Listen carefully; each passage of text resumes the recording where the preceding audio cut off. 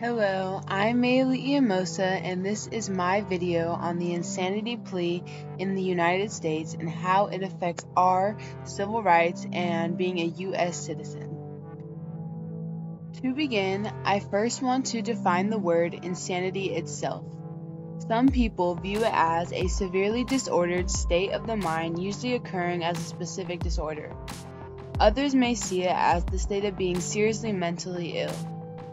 Most famously stated by Albert Einstein, insanity is doing the same thing over and over again and expecting different results. With the word insanity comes the insanity defense.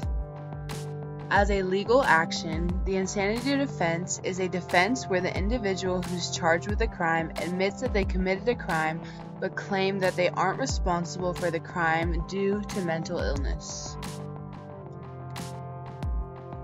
Mental health was never really talked about until the mid-1800s when the founding of mental asylums started, and anyone who shown signs of insanity were placed here. Worldwide, and more specifically in the United States, mental health was considered a bad thing, and those who were mentally ill were considered abnormal and often forced into conversion. The reason of this conversion was that they believed religion was the only thing that could save someone from being mentally ill. However, in the mid-18th century, there were advocates for mental health, such as the most famously known one, Dorothea Dix. In her push for the movement, she convinced the U.S. government to fund the construction of 32 state psychiatric hospitals. At these hospitals, there was a standard for care that the U.S. said that other countries would soon follow. Though these mental asylums weren't a perfect solution to end mental health, they were a step to the right direction.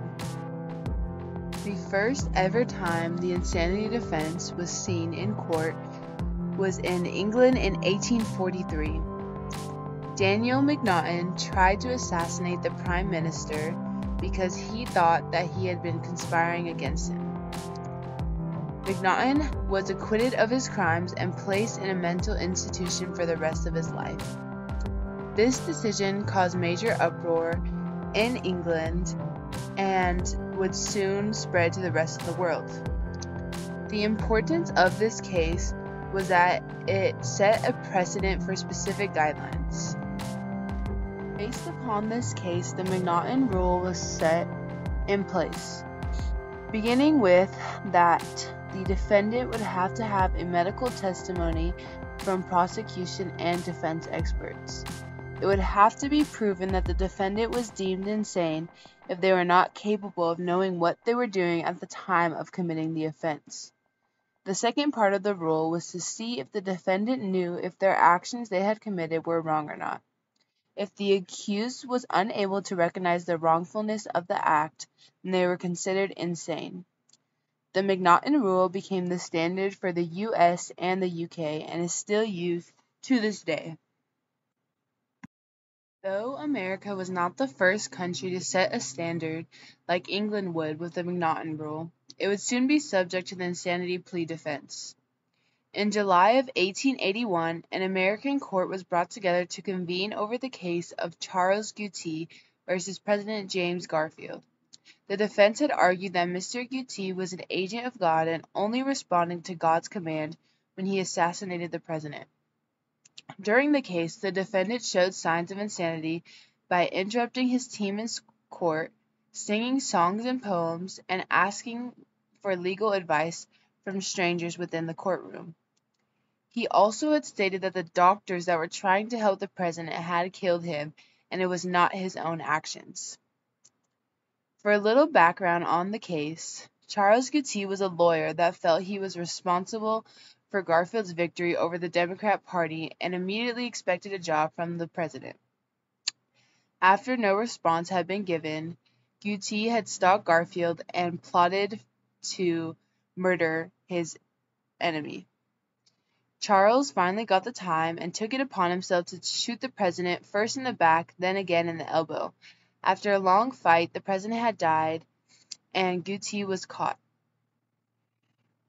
During the case, the defendant was considered guilty due to the fact that he did not meet the M'Naughton standard of insanity and eventually hanged for his crimes. From the M'Naughton rule, more laws and rules had to be set in place to justify the insanity defense as it is seen today. Many critics believe that the M'Naughton rule had issues and lacked some needed structure, so as time went on, more rules were added. First came the irresistible impulse test, which was similar to previous rules, but focused more on the volitional components of insanity. Another test that was founded was the Durham rule, based upon the criminal acts of Monte Durham.